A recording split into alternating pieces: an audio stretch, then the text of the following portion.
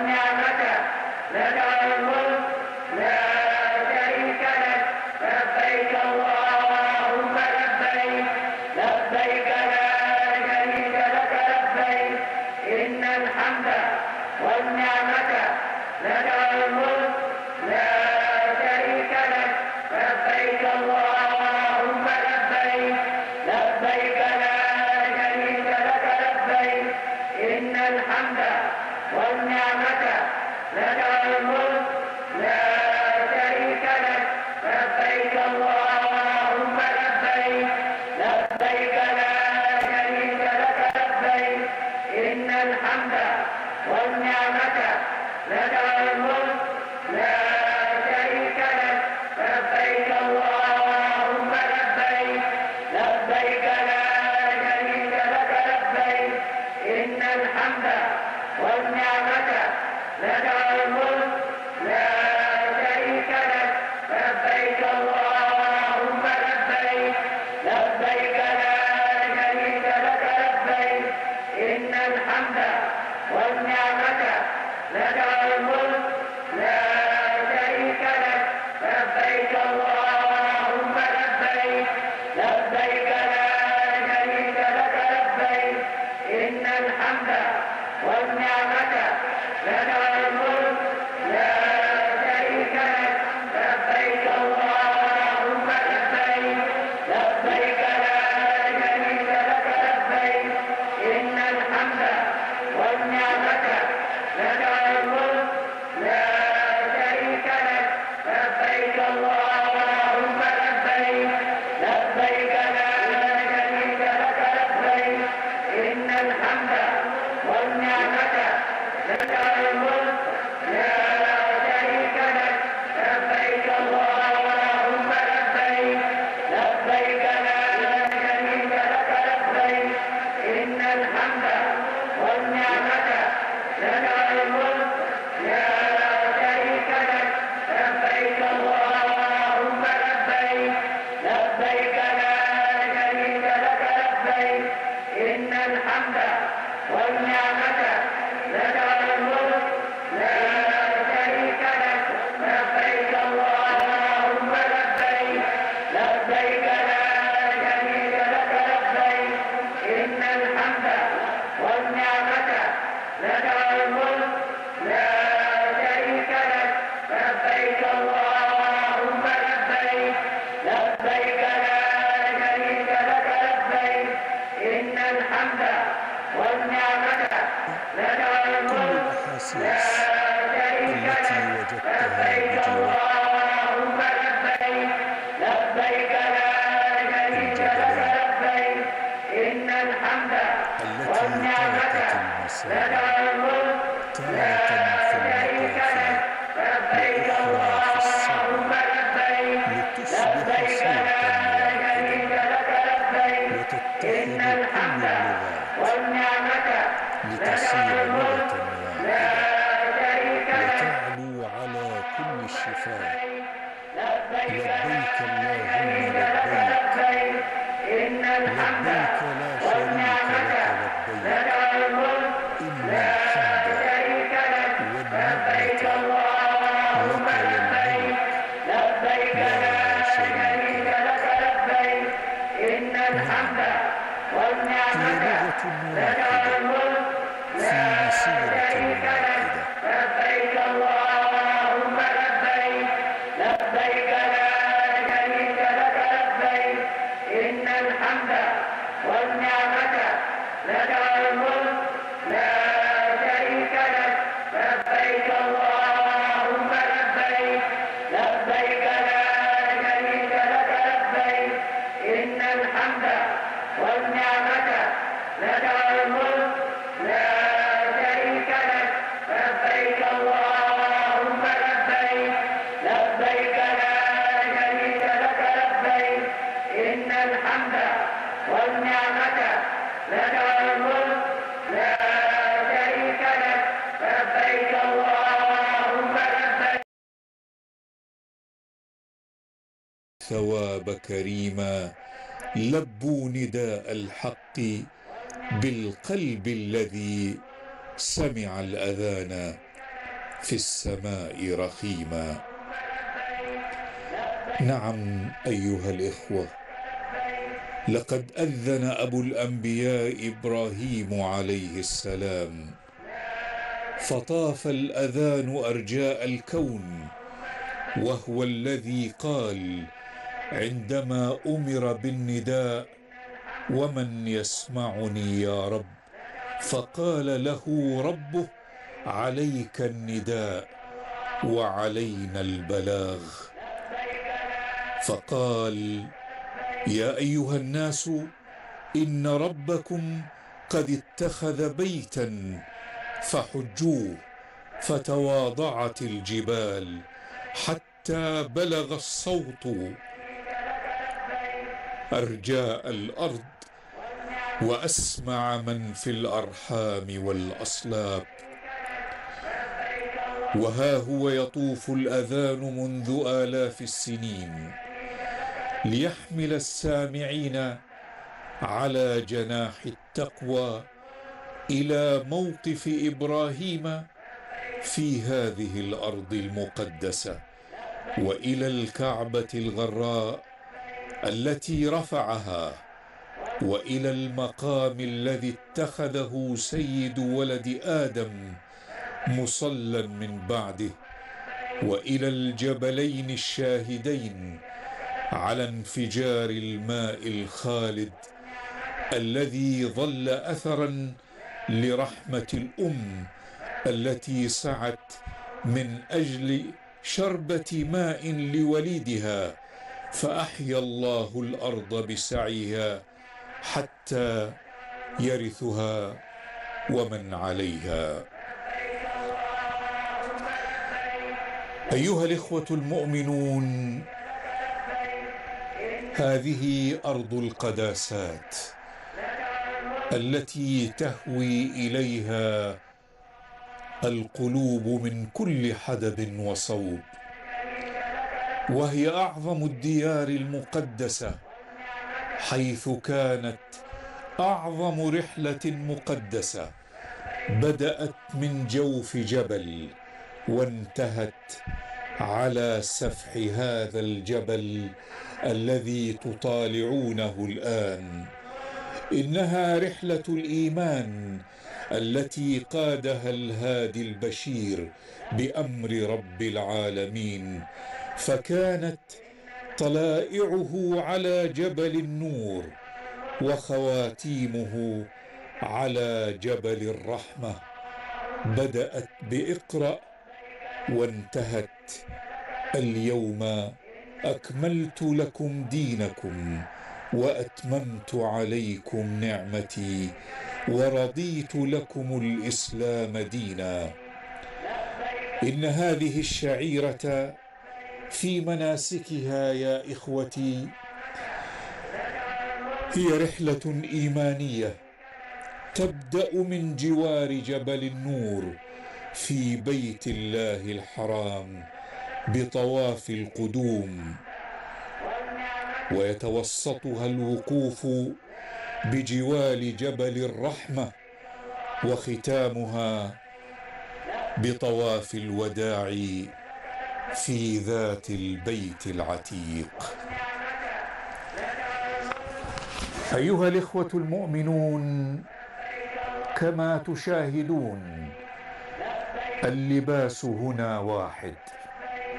هذه هي عرفات، لباسها واحد وصوتها واحد والهدف فيها واحد.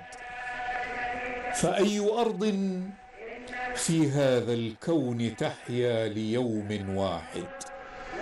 وأي أرض تنطق ألسنتها بصوت واحد؟ وأي أرض يرتدي أهلها لباسا واحدا، متجردين من زينة الدنيا في حضرة الخالق العظيم؟ وأي أرض في هذا الكون ينتظر أهلها وقت العشية حتى يخالج نفوسهم الشعور بلحظات التجلي وغشيان الرحمة الإلهية عبر صوتها المرسل إلى الملائكة. أشهدكم أني قد غفرت لهم. إنها عرفات، إنها لحظة لا يعرفها الكون إلا ساعة كل عام، ولا يعرفها الكون إلا في عرصات عرفات، ولا يعرفها الكون إلا في بضعة كيلومترات رغم امتداده الفسيح. هذه هي عرفات أيها الإخوة المؤمنون، التي تهاوت إليها الأفئدة والقلوب من شتى بقاع الأرض. تأملوها وتأملوا هذا المشهد العظيم وتساءلوا كيف استطاع النداء أن يدوي في أرجاء المعمورة آلاف السنين ويأتي بالقلوب مجردة من زخارف الدنيا تساوى فيها الجميع تحت مظلة الإزار الواحد والقول الواحد والمناسك الواحدة. كيف تساوى الكبير والصغير والغني والفقير، وما الذي قادهم للانصياع لهذه المساواة دون قيد وشرط؟ إنه الأمل المرتجى والوعد بلحظة يتجلى فيها رب السماوات والأرض على أهل الموقف، يعودون فيها مغفورا لهم، ويعود الحاج فيها إلى لحظة الميلاد.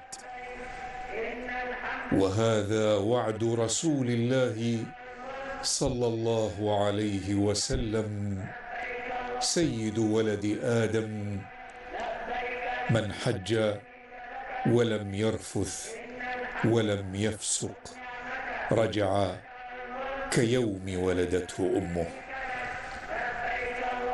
أيها الإخوة المشاهدون، صورة أخرى ينقلها لكم الدكتور حسين نجار. لبيك اللهم لبيك، لبيك لا شريك لك لبيك، إن الحمد. أيها الإخوة المشاهدون، الصور التي أمامنا كثيرة ومعبرة، وأنتم ترون أجزاءها بكل صدق وأمانة كما تنقلها لكم الكاميرا في هذه اللحظات. هؤلاء وقفوا كغيرهم رافعين أكف الضراعة إلى الله، والاكثار من الذكر والدعاء لقوله صلى الله عليه وسلم: أفضل الدعاء دعاء يوم عرفة، وأفضل ما قلت أنا والنبيون من قبلي: لا إله إلا الله وحده لا شريك له، له الملك وله الحمد وهو على كل شيء قدير. اللهم لا مانع لما أعطيت ولا معطي لما منعت، ولا ينفع ذا الجد منك الجد. ربنا تقبل منا إنك أنت السميع العليم، وتب علينا إنك أنت التواب الرحيم. اللهم إنا نعوذ بك من عذاب القبر، اللهم إنا نعوذ بك من عذاب النار، اللهم إنا نعوذ بك من الفتن ما ظهر منها وما بطن، ونعوذ بك من فتنة المسيح الدجال، ونعوذ بك من فتنة المحيا والممات. اللهم إنا نعوذ بك من المأثم والمغرم. اللهم اشفنا واشف مرضانا ومرضى المسلمين. اللهم آت نفوسنا تقواها وزكها أنت خير من زكاها، أنت وليها ومولاها. لبيك اللهم لبيك، لبيك لا شريك لك لبيك، إن الحمد والنعمة لك والملك لا شريك لك. إخوة الإيمان، إن حجاج بيت الله الحرام في هذه اللحظات المباركة التي وقفوا فيها هذا الموقف العظيم تأسيا بسنة رسولنا المصطفى صلى الله عليه وسلم، ورفعوا أكف الضراعة إلى الله جلت قدرته، وهو يباهي بهم ملائكته في السماء ويبشرهم بغفران ذنوبهم.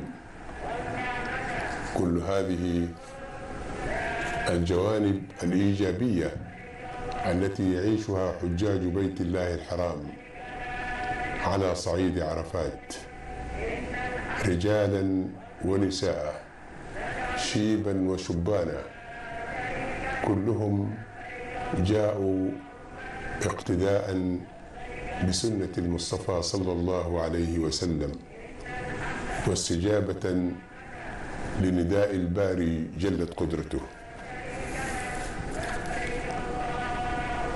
إخوة الإيمان،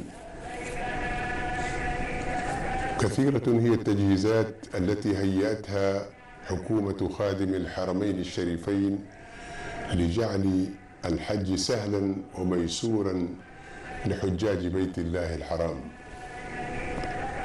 فالجانب الأمني يوفر كل الظروف الأمنية الإيجابية التي تشعر الحجاج بالطمأنينة والسلام في حلهم وترحالهم، وتجعلهم متفرغين لعبادة الله وحده لا شريك له. فرجال الأمن يقومون بأداء واجبهم خير قيام آناء الليل وأطراف النهار، فنراهم بين جنبات هذه الأماكن الطاهرة وسط حجاج بيت الله الحرام، يقدمون لهم التسهيلات والخدمات بابتسامة وكلمة طيبة. وهناك الجانب الصحي الذي يوفر لهم كافة الخدمات الصحية الميدانية التي ترافقهم في مسيرة حجهم خطوة خطوة في حالة الإجهاد الحراري لا سمح الله أو أي طارئ صحي، يجدون الخدمات الصحية بين أيديهم. وقد توفرت لهم كافة الإمكانات الصحية من أطباء وأماكن وأدوات وتجهيزات، كلها ميسورة في هذه اللحظات المباركة. والدفاع المدني جند كافة إمكاناته برجاله وأجهزته الحديثة للتدخل السريع عند الحاجة، ليوفر الأمن والاطمئنان لكافة حجاج بيت الله الحرام. هذه خدمات مباشرة يراها أمامه الحاج في كل المشاعر التي يكون فيها. لبيك اللهم لبيك، لبيك لا شريك لك لبيك، إن الحمد والنعمة لك والملك لا شريك لك. هؤلاء هم ضيوف الرحمن أمامكم، وأكف الضراعة مرفوعة إلى الله جلت قدرته، ونفوس متضرعة، وقلوب خاشعة، ونفوس مطمئنة، كلها تتعرض لنفحات هذه الأيام والساعات المباركة التي يعيشها حجاج بيت الله الحرام. أتوا من كل مكان في الدنيا، أبيضهم وأسودهم وكبيرهم وصغيرهم، رجالهم ونساؤهم، الكل هنا يرجو رحمة الله ويخشى عذابه. الدنيا كلها في هذه اللحظات تتجسد في هذا المكان الطاهر، وهذه الصورة التي ترونها أينما كنتم تنتقل إليكم في نفس اللحظة لتشهدوا هذا الجهد الإعلامي الذي تقوم به وزارة الإعلام بأجهزتها المتخصصة لتنقل إليكم هذه الصور الحية المباشرة لتعيشوا هذه اللحظات مع حجاج بيت الله الحرام. نسأل الله أن يتقبل دعاءهم وأن يحقق آمالهم وأن يعيدهم إلى أهليهم وذويهم سالمين غانمين إن شاء الله. لبيك اللهم لبيك، لبيك لا شريك لك لبيك، إن الحمد والنعمة لك والملك لا شريك لك. إخوة الإيمان،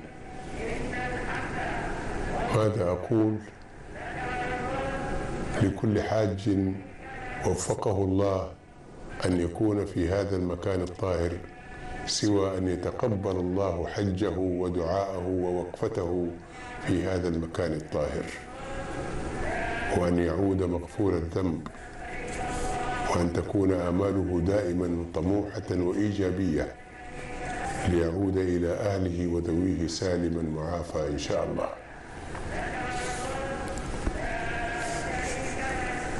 اللهم لا مانع لما أعطيت ولا معطي لما منعت ولا ينفع ذا الجد منك الجد.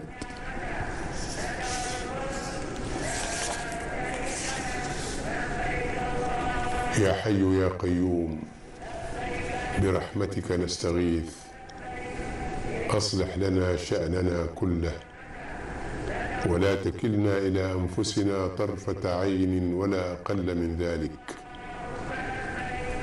اللهم اكفنا بحلالك عن حرامك، وأعنا بفضلك عمن سواك. اللهم إنا نعوذ بك من شر كل شيء أنت آخذ بناصيته. اللهم أنت الأول فليس قبلك شيء، وأنت الآخر فليس بعدك شيء، وأنت الظاهر فليس فوقك شيء، وأنت الباطن فليس دونك شيء. أقض عنا الدين وأغننا من الفقر. اللهم اجعل أوسع رزقك علينا عند كبر السن وانقطاع العمر. اللهم إنك عفو تحب العفو فاعف عنا. اللهم إنك عفو تحب العفو فاعف عنا يا كريم. صورة أخرى وجانب آخر ينقله إليكم زميلي الأستاذ خالد البيتي. لبيك لا شريك لك لبيك، إن الحمد والنعمة لك والملك لا شريك لك. أيها الإخوة المؤمنون في كل مكان، ما زلنا معكم وإياكم على هذا الصعيد الطاهر الذي تتابعونه، وهذا الشاخص الذي يقف على جبل الرحمة بطول 4 أمتار، وقد أحاط به ضيوف الله ضيوف الرحمن الذين قدموا من كل مكان. فهذا الحاج الذي ترونه اليوم في أرض عرفات يحمل جواز سفر ختم عليه ضيف الرحمن. نعم، هو ضيف الرحمن لا ضيف الإنسان، لذلك يحل ضيفا عظيما على الأرض المقدسة، ولذلك هو أثقل الأعباء وأجلها على أهل هذه الأرض والمسؤولين عنها، وأهمها من القمة إلى القاع. فسلامته وراحته هي انتصار وفرح للجميع. من خادم الحرمين الشريفين يحفظه الله، الذي يقود سفينة الجهود، إلى قائد المركبة التي تقل الحجيج، ولا يعرف عظم هذه المسؤولية ولا يستشعر أهميتها وقيمتها إلا كرماء النفوس وأسخياء اليد، مع كل ضيف حل بدارهم. فكيف والضيف هو ضيف الرحمن؟ وفي هذا العام أيها الإخوة، وتخفيفا على هؤلاء الضيوف الكرام الذين توافدوا إلى هذه الأرض المقدسة، تم التوسع في تبريد الأسطح الإسفلتية في عدد من المواقع بالمشاعر المقدسة، وعلى وجه الخصوص بجانب مسجد نمرة بمشعر عرفات، وذلك بمساحة تزيد عن 25,000 متر مربع، وذلك لخفض درجة الحرارة في الأحياء والمناطق السكنية.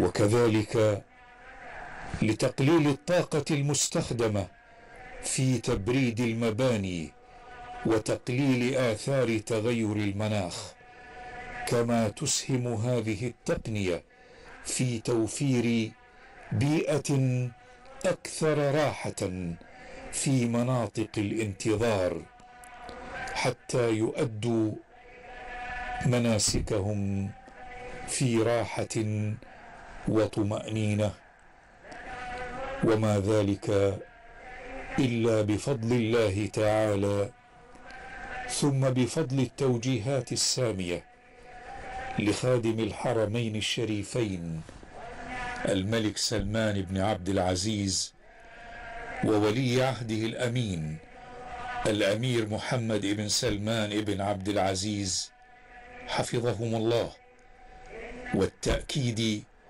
على كافة الجهات العاملة في الحج بالعمل على ما فيه راحة ضيوف الرحمن، وهو الهدف وهو الأمل وهو المبتغى.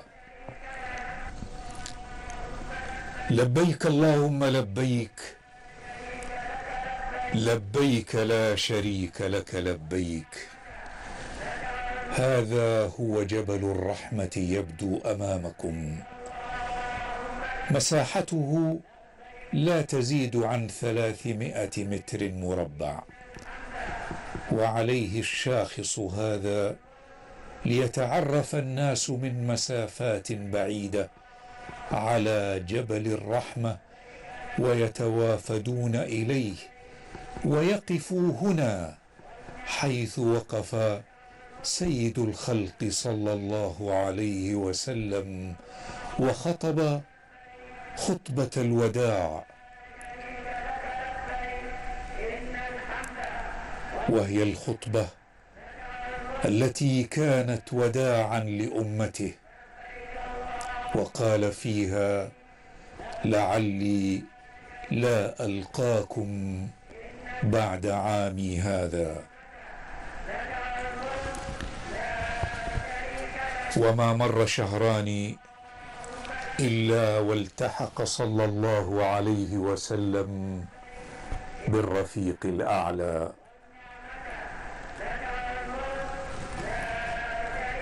أيها الإخوة المؤمنون، رحاب البيت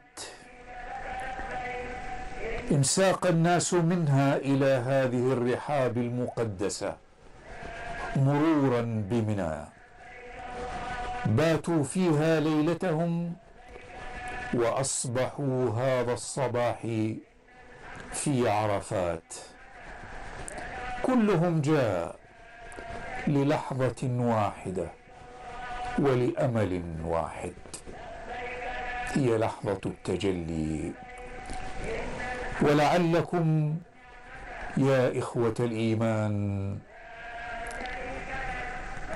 تذكرون لحظة الخلق الأولى، تلك المدونة في كتاب الله الكريم، يوم أراد الله خلق آدم، يوم قالت له الملائكة: أتجعل فيها من يفسد فيها ويسفك الدماء ونحن نسبح بحمدك ونقدس لك؟ فقال لهم رب العزة والجلال: إني أعلم ما لا تعلمون. تذكرون هذه اللحظة، لحظات عرفات على امتداد التاريخ ترد على هذه اللحظة، ترد على قول الملائكة عندما يقول رب العزة والجلال: انظروا إلى عبادي جاءوني شعثا غبرا يرجون رحمتي ويخافون عذابي. أشهدكم يا ملائكتي أني قد غفرت لهم. تأملوا هذه الوجوه النيرة وهي تقف على هذه الصعيد تسأل الله من فضله.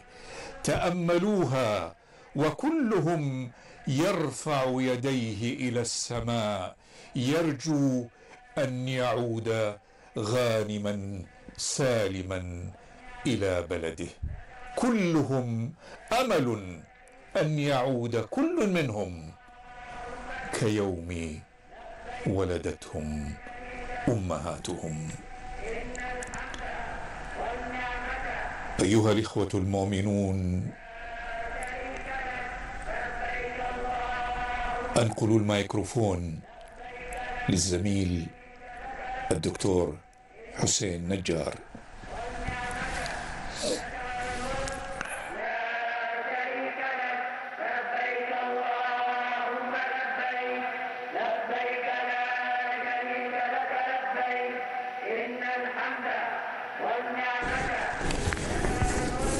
لبيك اللهم لبيك، لبيك لا شريك لك لبيك، إن الحمد والنعمة لك والملك لا شريك لك.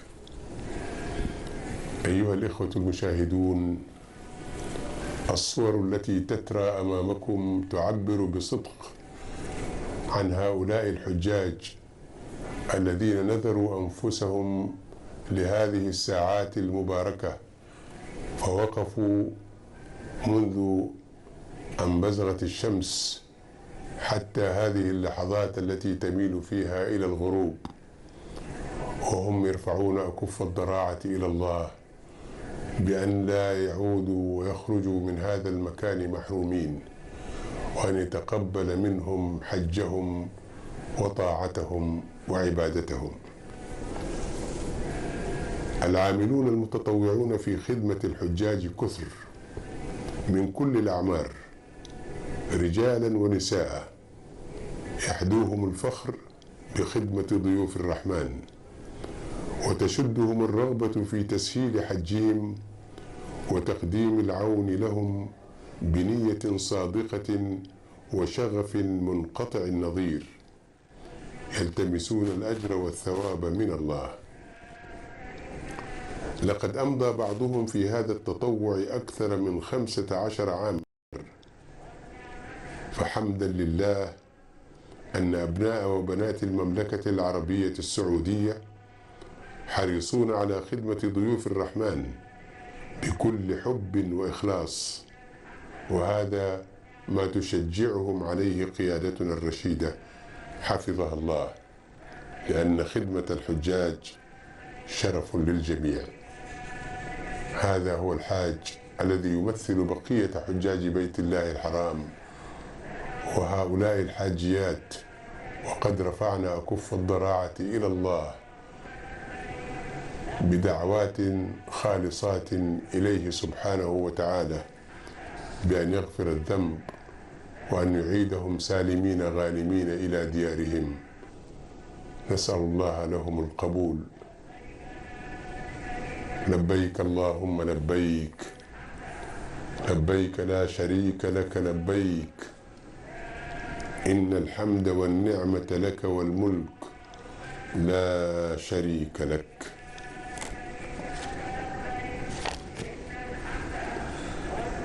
ربنا آتنا في الدنيا حسنة وفي الآخرة حسنة وقنا عذاب النار. ربنا إننا آمنا فاغفر لنا ذنوبنا وقنا عذاب النار وتوفنا مع الأبرار. ربنا وآتنا ما وعدتنا على رسلك ولا تخزنا يوم القيامة إنك لا تخلف الميعاد. ربنا اغفر لنا ذنوبنا وإسرافنا في أمرنا. ربنا ظلمنا أنفسنا وإن لم تغفر لنا وترحمنا لنكونن من الخاسرين. اللهم اشف مرضانا ومرضى المسلمين. اللهم ارحم موتانا وموتى المسلمين. اللهم إن هذا اليوم هو يوم العتق من النار، فاعتق رقابنا ورقاب آبائنا وأمهاتنا وأبنائنا وبناتنا ورقاب المؤمنين والمؤمنات يا رب العالمين. إخوة الإيمان، الصورة أمامكم أبلغ من الكلام الذي نتحدث فيه، وهي تعبر بصدق وإيمان هذا التجرد من حجاج بيت الله الحرام وهذا الإخلاص في الوقفة بين يدي رب العزة والجلال، وأكف الضراعة ترتفع إليه طالبة الرحمة والرضوان. ربنا عليك توكلنا وإليك أنبنا وإليك المصير. لحظات يعيشها حجاج بيت الله الحرام على صعيد عرفات وهم يؤدون هذا الركن الرابع من أركان حجهم، يأملون أن يخرجوا من عرفات وقد غفرت ذنوبهم ويكملوا مناسك حجهم بأمن وطمأنينة وصحة وسلام. هذه الصور التي ترونها هي لحظات تجسد في كل حاج وحاجة الذكريات الجميلة التي لا تمحى بقية العمر. ستظل هذه الذكرى في نفوسهم بأن هيأ لهم رب العزة والجلال هذه الفرصة ليكونوا مع إخوانهم وأخواتهم من حجاج بيت الله الحرام. فعلى تباعد الديار بينهم وتباعد المسافات الجغرافية، إلا أنهم في هذا المكان جسد واحد وقلب واحد وروح واحدة ونفس واحدة. سبحان من جمعهم في هذا المكان، نسأله أن يتقبل منهم هذه الطاعة وأن يعيدهم إلى أهليهم وذويهم سالمين غانمين. لبيك اللهم لبيك، لبيك لا شريك لك لبيك، إن الحمد والنعمة لك والملك لا شريك لك. هنا إخوة الإسلام تسكب العبرات، وكل إنسان هنا تسكب دمعته في هذا المكان حنينا وحبا وخوفا وطاعة لله عز وجل. كيف لا، وقد تكلفوا حتى يصلوا إلى الديار المقدسة بتوفيق الله ورضاه، وسوف يكملون شعائر دينهم وشعائر حجهم بعد أن يخرجوا من أرض عرفات وصعيدها الطاهر إلى المزدلفة، ثم إلى منى، ثم إلى مكة المكرمة. كلها رحلة إيمانية تغلف حياتهم الإيمانية بحب ورغبة وأمل من الله.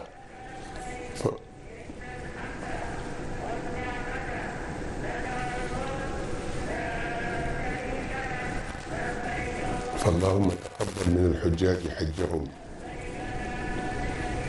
وبارك في أعمارهم، وأعدهم إلى ديارهم سالمين غانمين. وشمس المغيب تقترب من الأفول، وهم يستعدون بعد قليل إلى التحرك من صعيد عرفات إلى أرض مزدلفة، كما فعل رسول الله صلى الله عليه وسلم. يحدوهم أمل كبير في الله عز وجل في أن لا يعودوا ويخرجوا محرومين، فالله وعدهم بعفوه ومغفرته، وهو الغفور الرحيم. اللهم إنا نسألك الهدى والتقى والعفاف والغنى.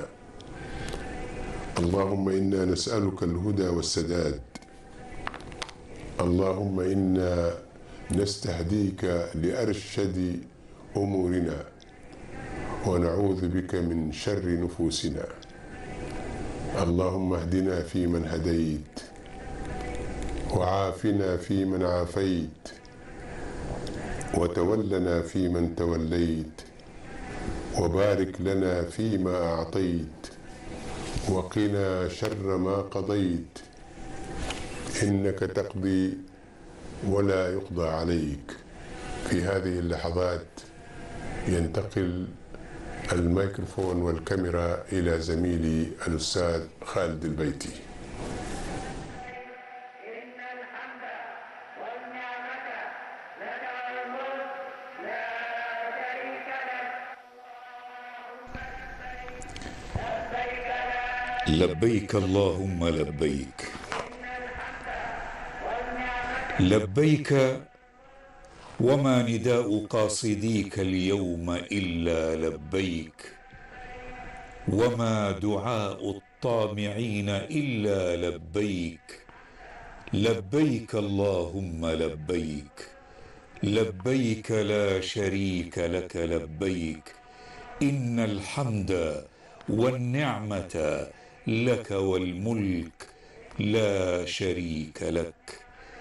لبيك اللهم لبيك، صوت في الأرض وصداه في السماء. لبيك اللهم لبيك، داع في الأرض ومجيب في السماء.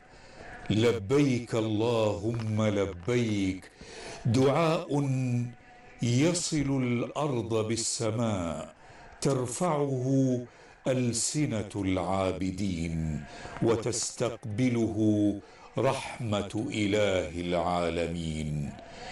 لبيك في يوم عرفات، لبيك في يوم العتق، لبيك في يوم المباهاة، لبيك لبيك يا مالك الملكوت، لبيك لبيك دعاء يقهر الطاغوت، لبيك. أيها الإخوة المؤمنون، في شرق الأرض وغربها، في شمالها وجنوبها، هذه أرض عرفات، تضم اليوم ضيوف الرحمن في موكب إيماني عظيم، تزفها رحمات السماء، وتشعشع بين جنباتها أنوار الإيمان، ويكسوها فرح الموقف العظيم في يوم المباهاة الأعظم. وقد آنس كل منهم أن الرحمة قد آوته في رحابها. أيها الإخوة المؤمنون، إن لذة الشعور بالفوز في هذا الموقف المبارك لا تعدلها لذة ترسم على الوجوه بسمة تنبئ أن السماء قد شملتهم بغفرانها. لبيك اللهم لبيك، لبيك لا شريك لك، لبيك إن الحمد والنعمة لك والملك لا شريك لك. قلوب تلتف حول هذا الجبل كلها تقول إن الحمد والنعمة لك والملك لا شريك لك. أي جلال تعيشه عرفات في هذا اليوم المشهود، وأي خشوع أيها الإخوة يسكن الجوارح وهي في رحاب رب معبود، وأي رحمة هذه التي تتجلى في هذه السماء وهي للعابدين هدف مقصود. أي رحمة أيها الإخوة هذه التي جمعت الألوف المؤلفة، وأي نفوس هي التي لبت، وأي رحاب عظيمة هذه التي لمت. إنه الجلال الذي لا يدانيه جلال، والعظمة التي لا تدركها عظمة. لبيك اللهم لبيك، يقولها عبيدك في هذا الموقف وهم يرفعون أيديهم متذللين إليك يا الله. لبيك اللهم لبيك، يقولونها في هذا الموقف وهم يعترفون بالعبودية لك.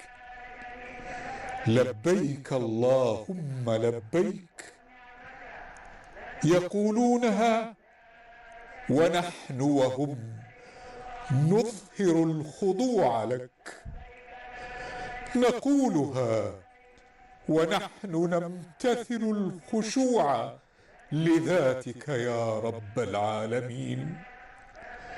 لبيك اللهم لبيك، دعاء حطم كل كبرياء وقضى على كل حقد وشحناء. لبيك اللهم لبيك، ما أروعها من كلمات تتسامى في هذه الأرض المقدسة، في أرض عرفات، وفي هذه الرحاب، وفي كل الرحاب حول مكة المكرمة، أرض المشاعر المقدسة. هذه الأرض المقدسة التي لا محل للشعارات فيها ولا الأحزاب ولا الطائفية، فهي أرض الموحدين وملتقى الملبين الذين تهاوت قلوبهم من كل فج عميق، يريدون وجه الله والدار الآخرة، الذين هم عن اللغو معرضون، الذين يجتنبون كبائر الإثم والفواحش، الذين آمنوا وتواصوا بالصبر وتواصوا بالمرحمة. هذه الرحاب أيها الإخوة، هذه الرحاب ولا سواها، وهذه الأرض المقدسة وما حولها هي لمن شاء منكم أن يستقيم. أيها الإخوة المؤمنون، هذه لحظات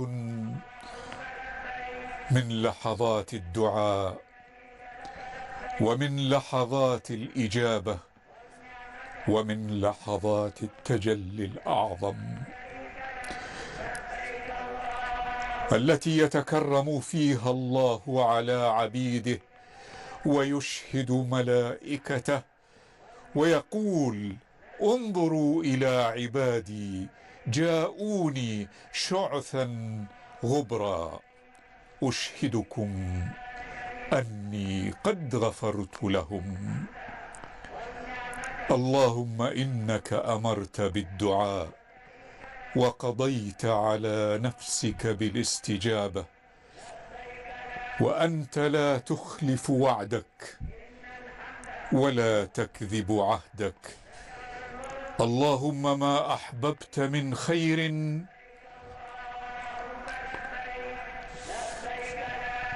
فحببه إلينا ويسره لنا، وما كرهت من شيء فكرهه إلينا وجنبناه، ولا تنزع عنا الإسلام بعد إذ أعطيتنا. ربي إني أعوذ بك أن أسألك ما ليس لي به علم، وإلا تغفر لي وترحمني أكن من الخاسرين. ربنا افتح بيننا وبين قومنا بالحق، وأنت خير الفاتحين. ربنا وآتنا ما وعدتنا على رسلك ولا تخزنا يوم القيامة إنك لا تخلف الميعاد. ربنا فاغفر لنا ذنوبنا وكفر عنا سيئاتنا وتوفنا مع الأبرار. ربنا ظلمنا أنفسنا وإن لم تغفر لنا وترحمنا لنكونن من الخاسرين. اللهم أنت ولينا في الدنيا والآخرة، توفنا مسلمين وألحقنا بالصالحين. ربنا ولا تحمل علينا إصرا كما حملته على الذين من قبلنا.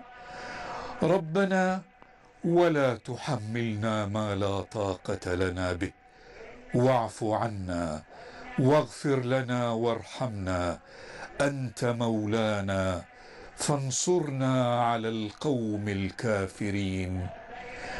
لا إله إلا الله وحده لا شريك له، له الملك وله الحمد وهو على كل شيء قدير. لا إله إلا الله وحده لا شريك له، له الملك وله الحمد وهو على كل شيء قدير. لا إله إلا الله وحده لا شريك له، له الملك وله الحمد وهو على كل شيء قدير. يقول عنها سيد ولد آدم محمد بن عبد الله صلى الله عليه وسلم: خير ما قلت وقال النبيون من قبلي. لا إله إلا الله وحده لا شريك له، له الملك وله الحمد وهو على كل شيء قدير. لبيك اللهم عفوا وعافية، لبيك اللهم إجابة بعد إجابة، رضا وحسن خاتمة. لبيك ربي وإن لم أكن بين الحجيج ملبيا. ربنا لا تؤاخذنا إن نسينا أو أخطأنا. ربنا ولا تحمل علينا إصرا كما حملته على الذين من قبلنا. ربنا ولا تحملنا ما لا طاقة لنا به، واعف عنا واغفر لنا وارحمنا، أنت مولانا فانصرنا على القوم الكافرين. ربنا وسعت كل شيء رحمة وعلما، فاغفر للذين تابوا واتبعوا سبيلك وقهم عذاب الجحيم. ربنا وأدخلهم جنات عدن التي وعدتهم ومن صلح من آبائهم وأزواجهم وذرياتهم، إنك أنت العزيز الحكيم. ربنا ما خلقت هذا باطلا سبحانك، فقنا عذاب النار. ربنا إنك من تدخل النار فقد أخزيته، وما للظالمين من أنصار. ربنا إننا سمعنا مناديا ينادي للإيمان أن آمنوا بربكم فآمنا. ربنا فاغفر لنا ذنوبنا وكفر عنا سيئاتنا وتوفنا مع الأبرار. ربنا وآتنا ما وعدتنا على رسلك ولا تخزنا يوم القيامة إنك لا تخلف الميعاد. ربنا آتنا في الدنيا حسنة وفي الآخرة حسنة وقنا عذاب النار.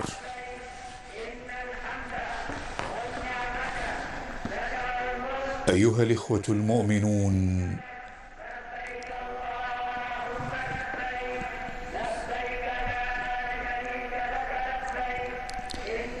نحن في ثنايا اللحظات الأخيرة لهذا الموقف العظيم،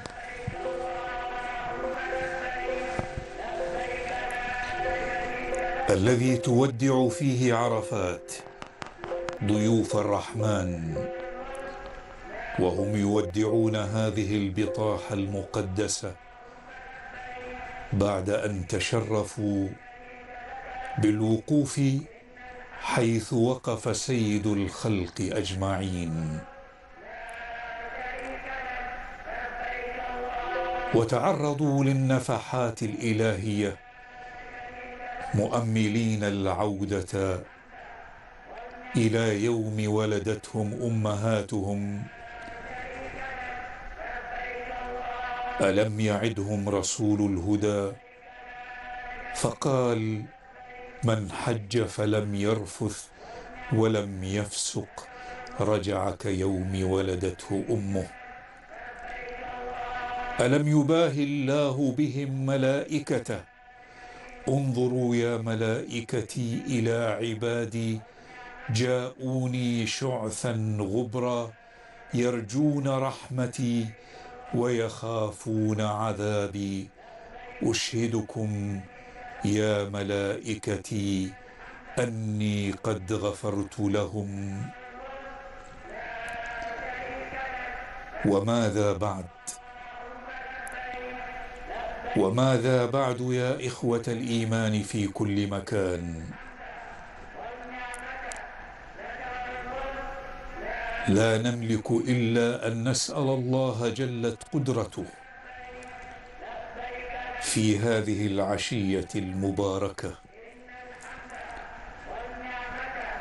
لكل مؤمن ولكل ذي رحم ولكل صاحب ورفيق وجار، من كان منهم مريضا فاشفه، ومن كان مبتلا فعافه، ومن كان محتاجا فاقض حاجته، ومن كان مهموما ففرج همه، ومن كان مديونا فاقض دينه، ومن كان يريد الذرية فارزقه الذرية الصالحة، ومن كان في نفسه حاجة لا يعلمها إلا أنت فيسرها له واختر له ما هو خير يا رب العالمين.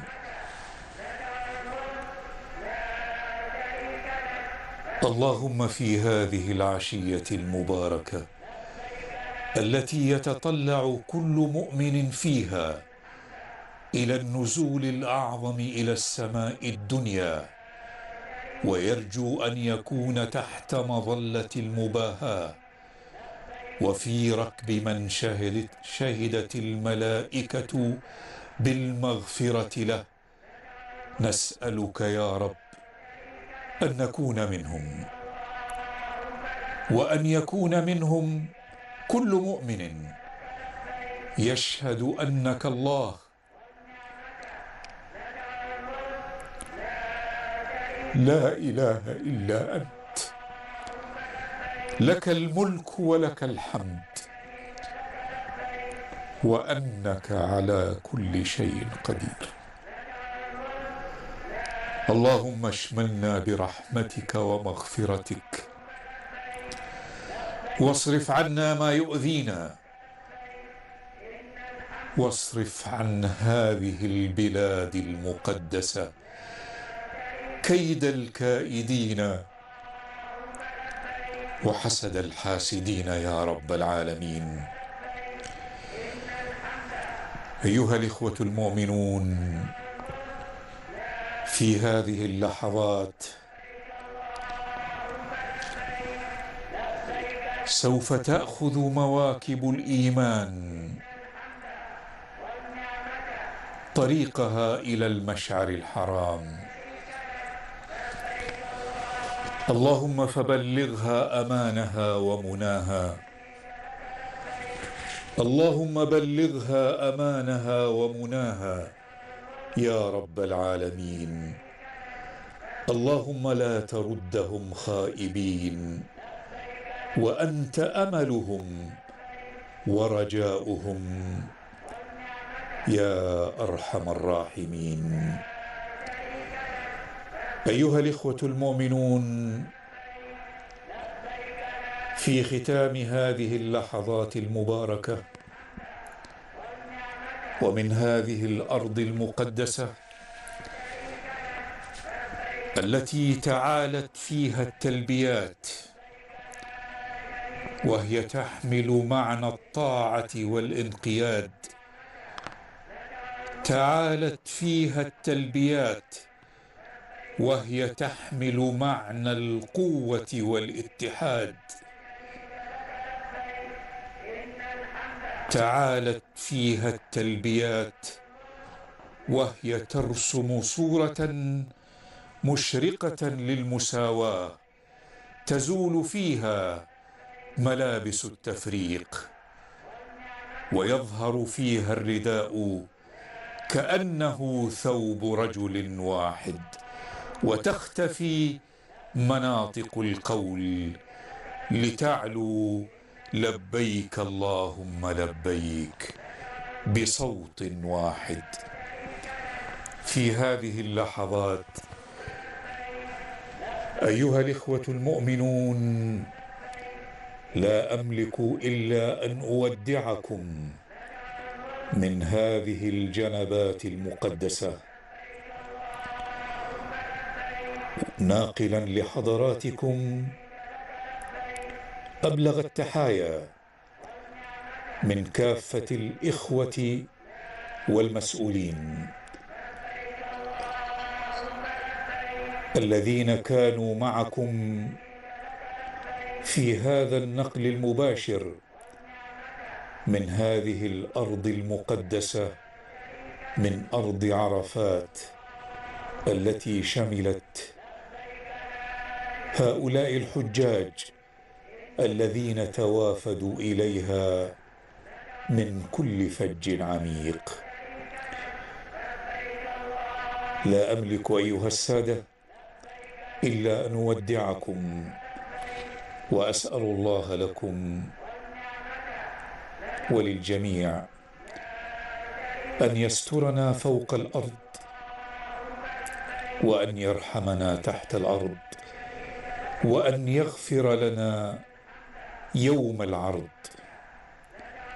وأن يكلل الله تعالى جهود هذه البلاد المباركة بقيادة خادم الحرمين الشريفين وولي عهده الأمين وكافة المسؤولين فيها وأبناء هذه الأرض المقدسة الذين هم أهل الله والذين نذروا أنفسهم لخدمة ضيوف الله، فأنتم جميعا أهل الله يا أهل هذه الأرض المقدسة. رضيكم الله لتقوموا على ضيوفه، فطوبى لكم وحسن مآب. أيها الإخوة، تحية لكم في هذه اللحظات، وسلام عليكم من رب رحيم. إن الحمد والنعمة لك والملك لا شريك لك لبيك اللهم لبيك لبيك لا شريك لك لبيك إن الحمد والنعمة لك والملك لا شريك لك لبيك اللهم لبيك لبيك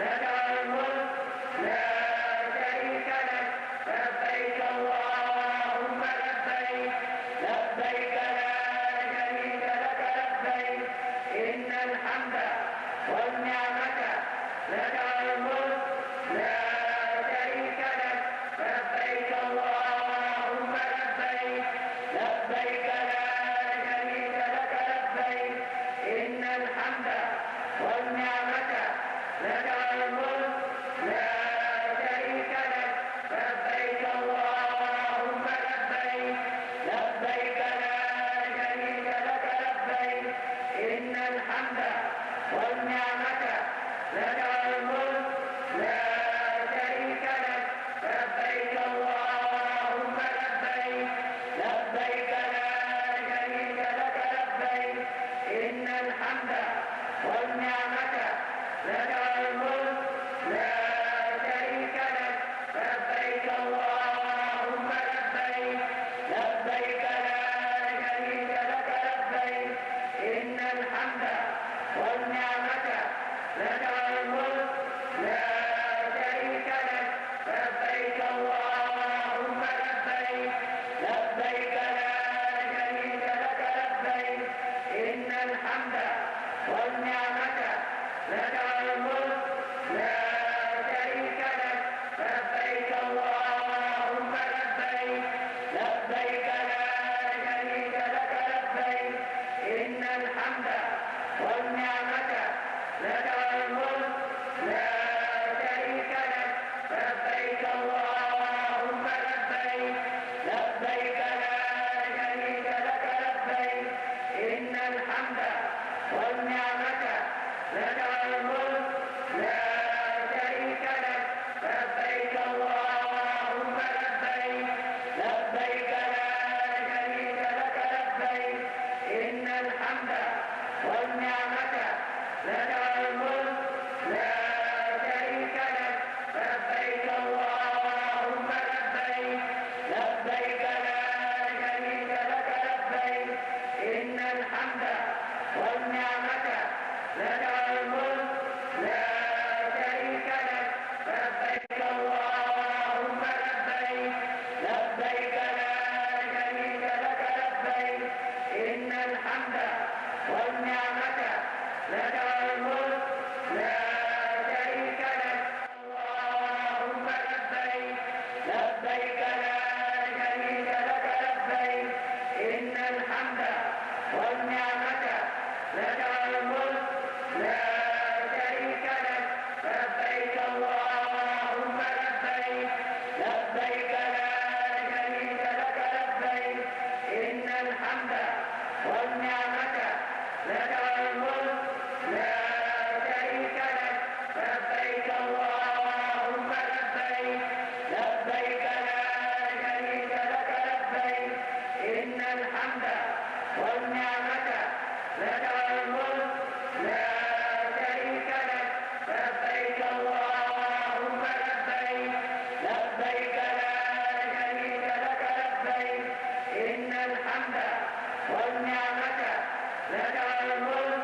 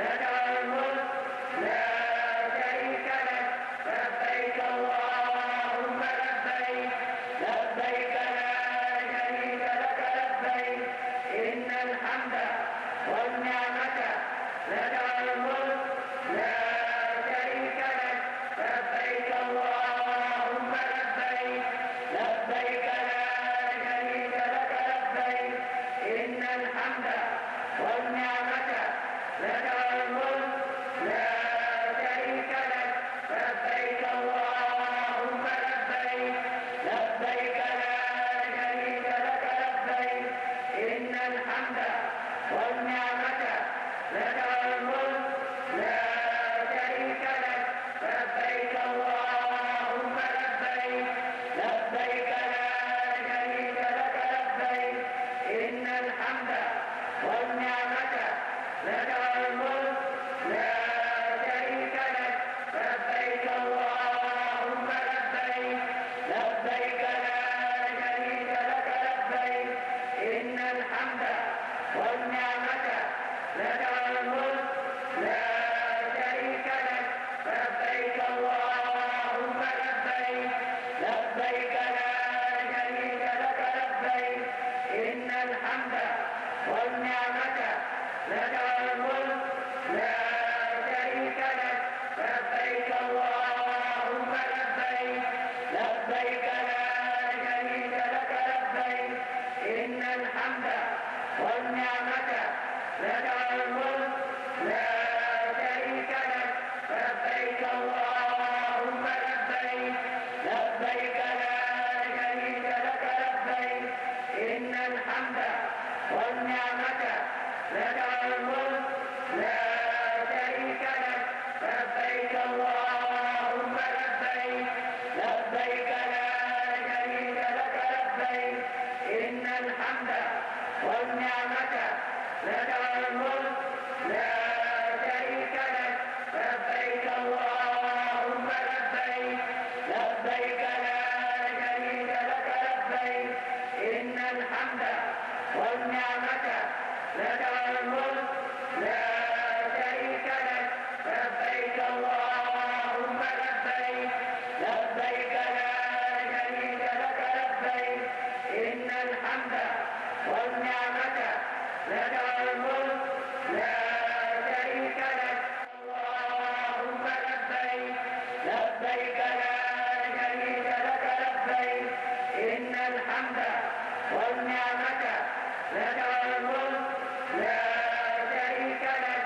لبيك اللهم لبيك لبيك لا شريك لك لبيك إن الحمد والنعمة لك الملك لا شريك لك لبيك اللهم لبيك لبيك لا شريك لك لبيك إن الحمد والنعمة لك الملك لا شريك لك لبيك اللهم لبيك لبيك لا شريك لك لبيك إن الحمد والنعمة لك الملك لا شريك لك لبيك اللهم لبيك لبيك لا شريك لك لبيك إن الحمد والنعمة لك الملك لا شريك لك لبيك اللهم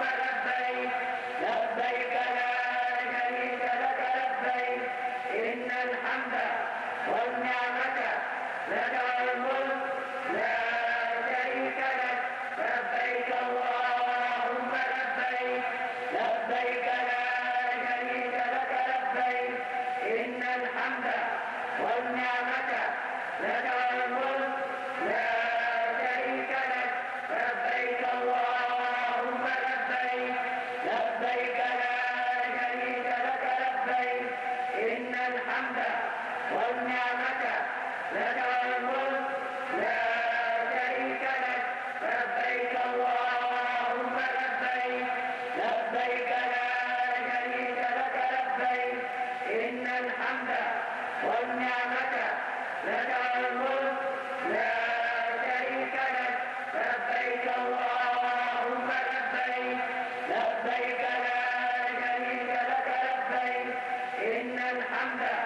والنعمة لك والملك لا شريك لك لبيك اللهم لبيك لبيك لا شريك لك لبيك إن الحمد والنعمة لك والملك لا شريك لك لبيك اللهم لبيك لبيك لا شريك لك لبيك إن الحمد والنعمة لك والملك لا شريك لك لبيك اللهم لبيك لبيك لا شريك لك لبيك إن الحمد والنعمة لك والملك لا شريك لك لبيك اللهم لبيك لبيك لا شريك لك لبيك إن الحمد والنعمة